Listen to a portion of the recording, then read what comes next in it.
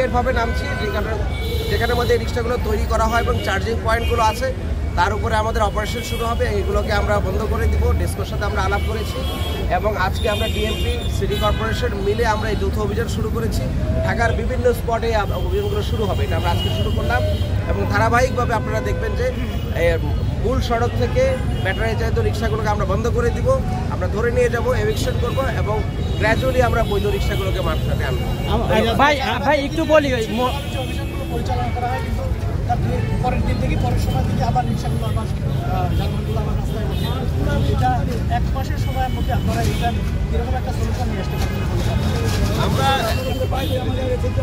আমরা দুটো কাজ করি। একটি হচ্ছে যে রিক্সা চার্জিংয়ের যে পয়েন্ট সেটা আবার বন্ধ করতে হবে, নাহলে আমরা এভিকশন ড্রাইভ করছি, বাসায় চলে যাচ্ছি, তখন আবার শুরু করে তারা মাঠে নামছে। এগুলো যেন চার্জ দেওয়া বন্ধ হয়ে যায় সেই ব্যবস্থাটা আমরা করছি। আর দ্বিতীয় হচ্ছে যে এগুলো প্রোডাকশনের যে জায়গাগুলো আছে, ওয়ার্কশপগুলো আছে, সেগুলো আমরা বন্ধ করি। ভাই, যে রিক্সাগুলো বানানো হচ্ছে নতুন করে ওয়েট অনুমোদন নিয়ে, এই রিক্সাগুলো কি হাইওয়েতে চলতে পারবে না?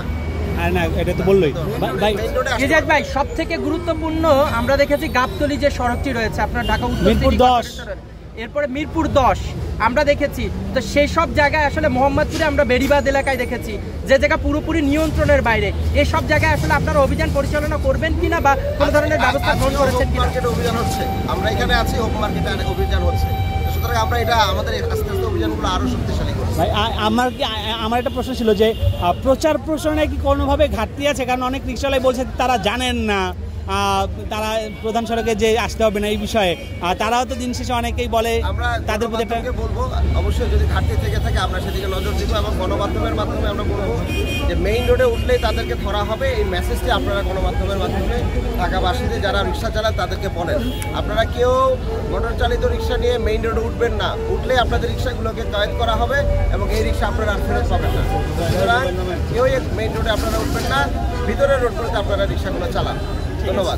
আরেকটা বিষয় যে প্রতিবন্ধী এবং বয়স্ক অনেকেই আর কি অভিযোগ করছেন যে তারা তো প্রতিবন্ধী, রিক্সা চালানোর মতো রিস্কি কাজ করা যাবে না।